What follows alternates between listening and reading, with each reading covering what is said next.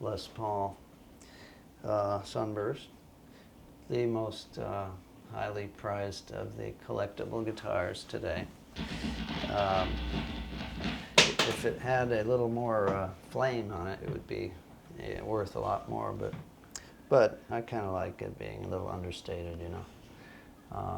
I actually had the opportunity to buy the most flamey 60 I've ever seen. This was back in the 70s, and the guy wanted $3,000 for it, and I said, "Are you kidding? That's not worth no $3,000. It'll never be worth that much." And of course, today it's worth probably $1 million. I should have bought it. Anyway, this guitar, I believe, was owned by a guy up in Bakersfield, like a country music kind of guy.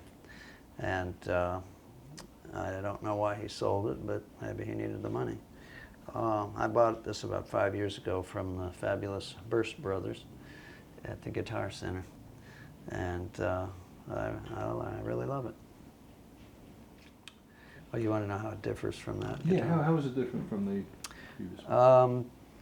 The main difference that I noticed from this and the older Les Pauls is the weight.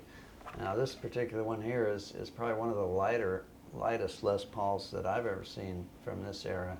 It weighs probably just over 8 pounds, whereas that black one is probably maybe 12 pounds or something like that.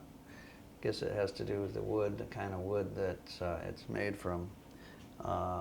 And also this one, I love the neck on this one. It's just really, it's nice and thin, whereas the black one is more like a telephone pole. You call it a telephone pole neck. Okay. And what about sound? How do they differ? Well, you know, a lot of people think that a heavier guitar makes a better sustain. That's not true. It's the opposite, at least with Les Pauls. The lighter the instrument, the better it's going to sound sustain-wise. And I'm not sure why that is, but and also now this one has the what do they call those things? Those are humbuckers. PAF pickups, which are, you know, patent applied for. I don't know what that means, but the black one does not have those. And you know, some people like the sound of the PAFs better. Some people like the old ones better, but I think these sound better. Now, this guitar is an ES 355, which is semi-hollow body, thin hollow body, but it's still hollow. But it has a solid piece of maple going all the way through, which gives it its sustain, and that's why it sounds so good. And these guitars were especially favored by guys like Larry Carlton and Robin Ford, and the guys who played the jazz and jazz rock, and which I got into quite a bit after the Doors, and so I had to get one of these. And I played this thing probably for a good 25 years on tour and stuff. And it's just a great guitar. You know, it doesn't feed back too bad because it's not really a hollow body, but it still has enough of feedback that you can really use it on stage as a sustain, which is what I like about it. So.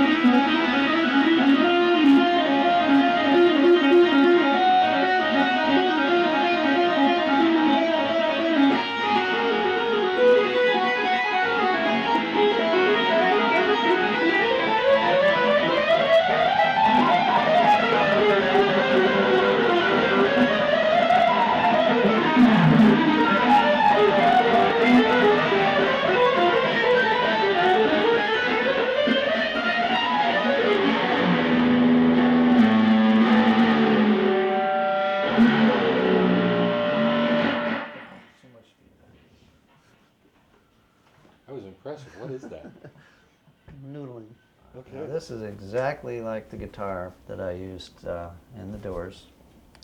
Pretty much, this might even be the guitar, you know? I mean, I bought it in a pawn shop a couple of years ago. It's a 67, just like my old one. And damn it, it is the old one. It could very well be, you know? I don't know. To me, they were all the same, actually. You know, if I lost one, I would just go get another one, and SG is an SG. But, you know, now that they're collectible, you know, if you find Eric Clapton's old SG, it's going to be worth a lot of money.